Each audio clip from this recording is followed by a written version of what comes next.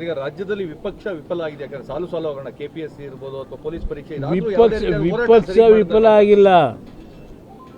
ವಿಪಕ್ಷಗಳು ಮಾತಾಡಿದ್ರು ಅದಕ್ಕೆ ಗೌರವ ಕೊಡದೆ ಹಣದ ಮದ, ಅಧಿಕಾರದ ಮದದಲ್ಲಿ ಹೋಗ್ತಾವ್ರಲ್ಲ ಇವರು. ಅದರಿಂದ ವಿರೋಧ ಪಕ್ಷ ವಿಫಲ ಅಂತಕ್ಕಂಥದ್ದು ಕೆಲವರು ಮಾತಾಡಬಹುದು. ಇಲ್ಲಿ ಮುಂದಿನ ದಿನಗಳು ಈಗಾಗಲೇ ಜನರ ಭಾವನೆ ಏನಿದೆ ಅಂತಕ್ಕಂಥದ್ದು ನನಗಿಂತ ಹೆಚ್ಚಾಗಿ ನಿಮಗೆ ಗೊತ್ತಿದೆ. ಅದರಿಂದ ವಿರೋಧ ಪಕ್ಷಗಳ ಕೆಲಸ ಈಗ ನಾನೇ ಹೇಳಿದ್ದೀನಿ. ನಿನ್ನೆ ದಿನ ನೈಸ್ ಬಗ್ಗೆ ಚರ್ಚೆ ಮಾಡಿದ್ದೀನಿ.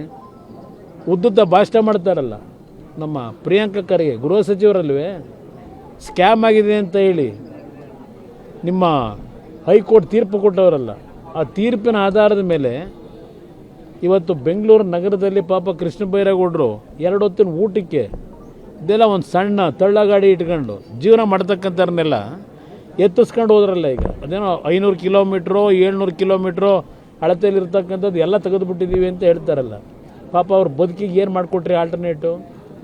ಅವ್ರನ್ನ ತೆಗಿತೀರಲ್ಲಪ್ಪ. ಇಲ್ಲಿ ನಾನು ಪ್ರಿಯಾಂಕ ಖರ್ಗೆ ಕೇಳ್ತೀನಿ, ಇಲ್ಲಿ ನಡೆದಿರೋ ಡೇ ಲೈಟ್ ರಾಬರಿ ಇದಕ್ಕೇನು ತೀರ್ಮಾನ ಮಾಡ್ತೀರಪ್ಪ ನಿಮ್ಮ ಸಚಿವ ಸಂಪುಟದಲ್ಲಿ? ಕೃಷ್ಣ ಬೈರೇಗೌಡರು ಪ್ರಿಯಾಂಕ ಖರ್ಗೆ ಕೇಳ್ತೀನಿ. ಪೊಲೀಸ್ ಇಲಾಖೆ ಇದೆಯಲ್ಲಪ್ಪ, ಅದೆಂಥದ್ದು? ಕೃಷ್ಣ ಬೈರೇಗೌಡರು ಕಂದಾಯ ಸಚಿವರು. ಹಿಂದೆ ನನ್ನ ಮೇಲೆ ನನ್ನ ಭೂಮಿ 40 ವರ್ಷದಿಂದ ಖರೀದಿ ಮಾಡಿದ ಭೂಮಿಗೆ ಅದೆಲ್ಲ ಒತ್ತುವರಿ ಆಗಿಬಿಟ್ಟಿದೆ ಅಂತೇಳಿ ಎಂಥದ್ದು SIT ರಚನೆ ಮಾಡಿಬಿಟ್ರಲ್ಲಪ್ಪ. SIT ರಚನೆಯ ಈಗ ಇಲ್ಲಿ 100 ಕೋಟಿ 1000 ಕೋಟಿ ಲೂಟಿ ಮಾಡಿ 1000 ಕುಟುಂಬ ಬೀದಿಗೆ ತಂದು ನಿಲ್ಸವ್ರೆ. 4000 ಕುಟುಂಬಕ್ಕೆ ನಿವೇಶನ ಕೊಡ್ತೀನಿ ಅಂತೇಳಿ ಇವತ್ತಿನವರೆಗೂ ಒಂದು ನಿವೇಶನ ಕೊಡಲಿಲ್ಲ. ಯಾಕಪ್ಪ ಇನ್ನೂ ಮೌನವಾಗಿದ್ದೀರಿ? ಮಾತಾಡ್ರಪ್ಪ ಇದ್ರ ಬಗ್ಗೆ. ಏನೇನಾಗಿದೆ ಅಲ್ಲಿ? ಪೊಲೀಸ್ ಇಲಾಖೆ ಇಟ್ಕೊಂಡು ಅದು ಏನು ತನಿಖೆ ಮಾಡ್ತೀವಿ ಮಾಡಪ್ಪ. ಹೈಕೋರ್ಟ್ ಆದೇಶ ಕೊಟ್ಟವರಲ್ಲ. ಇದೆಲ್ಲ ಬಿಟ್ಟು ಇರೋ 3 ದಿವಸ ಇನ್ನೇನು 1 ವರ್ಷ ಆಯ್ತಾ, 1.5 ವರ್ಷ ಇದೆಯಾ ನಿಮ್ಮ ಮನೆ ಬರ. ಗೌರವ ಉಳಿಸ್ಕೊಳ್ಳೋ ಕೆಲಸ ಮಾಡಿ ಅಂತ ಹೇಳ್ತೀನಿ. ಯಾವುದು ವಿಚಾರವಾಗಿ ಇದು ಇಂಥ ಒಂದು ತೀರ್ಮಾನ ನಿಜಕ್ಕೂ ನಗುಪಾಟ್ಲು ಏನು ಹೇಳಿ? ಈಗ 30 ದಿನದಲ್ಲಿ ಅದೆಂಥದ್ದು ಹೊಸದಾಗಿ ರಿಟೈರ್ಡ್ ನ್ಯಾಯಮೂರ್ತಿ ಇರಬೇಕೇನೋ, ಗುರುನಾಥೋ ಏನೋ ಗೊತ್ತಿಲ್ಲ ಹೆಸರು, ಅವರ ಒಂದು ನೇತೃತ್ವದಲ್ಲಿ ಈಗ ಅದೆಂಥದ್ದು ಸಮಿತಿ ವರದಿ ತಗೋತಾರಂತಲ್ಲ. ನಾನು ಕೇಳಲಿಕ್ಕೆ ಬಯಸ್ತೀನಪ್ಪ, ನೀನೇ ಸದನ ಸಮಿತಿ ಮೆಂಬರ್ ಆಗಿ ನಿನ್ನ ಕಾಂಗ್ರೆಸ್ ಪಕ್ಷದ ನಿಮ್ಮ ಆದಿನಾಯಕಿ ಸೋನಿಯಾ ಗಾಂಧಿದು ಮಲ್ಲಿಕಾರ್ಜುನ ಖರ್ಗೆದು ಫೋಟೋ ಹಾಕ್ಕೊಂಡು ಸದನ ಸಮಿತಿಯ ಸತ್ಯ ಶೋಧನಾ ರಿಪೋರ್ಟ್ ಅಂತ ಕೊಟ್ಟಿದ್ದೀರಲ್ಲಪ್ಪ 2006ರಲ್ಲಿ. ಇದೇ ಬಿಡದಿ ಬಗ್ಗೆ, ಬಿಡದಿ ರೈತರನ್ನೆಲ್ಲ ಭೇಟಿ ಮಾಡಿ ಅವ್ರ ಜೊತೆ ಅವ್ರ ಕಷ್ಟ ಸುಖ ಕೇಳಿ ಆ ತೋಟಗಳನ್ನೆಲ್ಲ ನೋಡಿ ಒಂದು ವರದಿ ಕೊಟ್ಟಿದ್ದೀರಲ್ಲಪ್ಪ ಸದನ ಸಮಿತಿದು 2006ರಲ್ಲಿ. ಆ ಸಮಿತಿ ರಿಪೋರ್ಟ್ ಏನು ಮಾಡ್ತೀರಿ? ನೀವು ಕೊಟ್ಟಿರೋದು. ಈಗ ಇವ್ರತ ತಗೊಂಡು ಏನು ಮಾಡ್ತೀರಪ್ಪ? ಬಿಡದಿದ್ದು ಏನಕ್ಕೆ ಮಾಡ್ಕೊಂಡಿದ್ದೀರಿ ಈ ಸದನ ಸಮಿತಿನ? ಏನಾದರೂ ಮುಖ್ಯಮಂತ್ರಿ ಒಂದು ಪರಿಜ್ಞಾನ ಬೇಡವಾ? ನೀವೇ ಮುಖ್ಯಮಂತ್ರಿನೇ ಅವತ್ತಿನ ಸದನ ಸಮಿತಿ ಸದಸ್ಯ.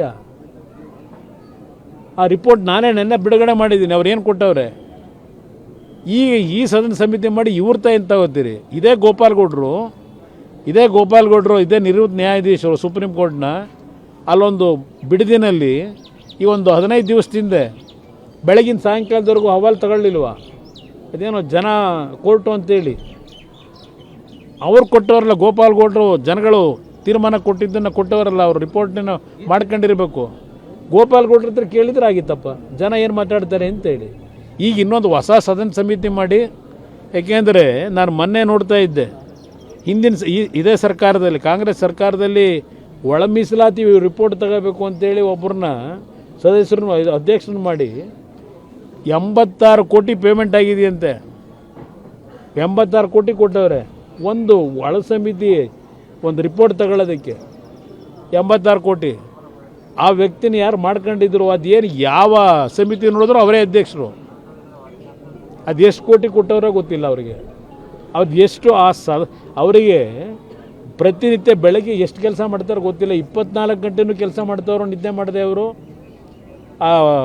ಎಲ್ಲದಕ್ಕೂ ಅವರೇ ಯಾವುದೇ ಒಂದು ಸಮಿತಿ ಮಾಡಿದ್ರು ಅಧ್ಯಕ್ಷರವರೇ. ಸದ್ಯ ಇದಕ್ಕೆ ಅವ್ರನ್ನ ಹಾಕಿಲ್ಲ.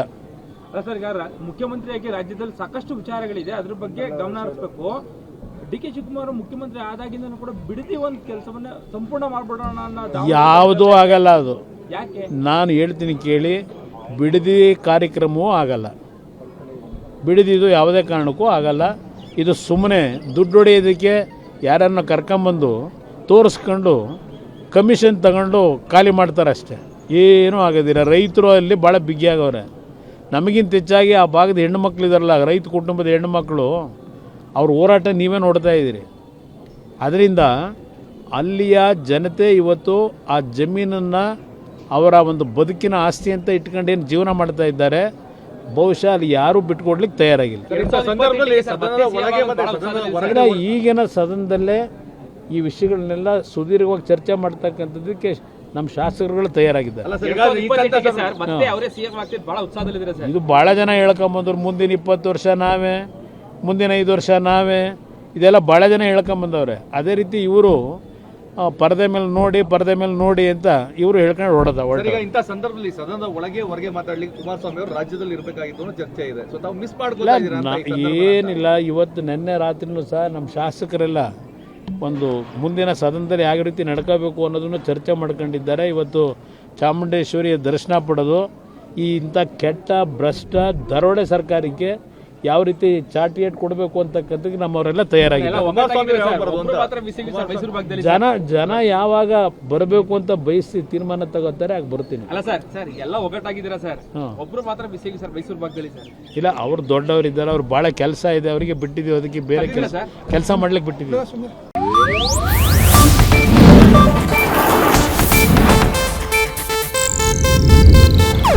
ಇದು ಏಷ್ಯಾನೆಟ್ ನ್ಯೂಸ್ ನೆಟ್ವರ್ಕ್ ಪ್ರಸ್ತುತಿ.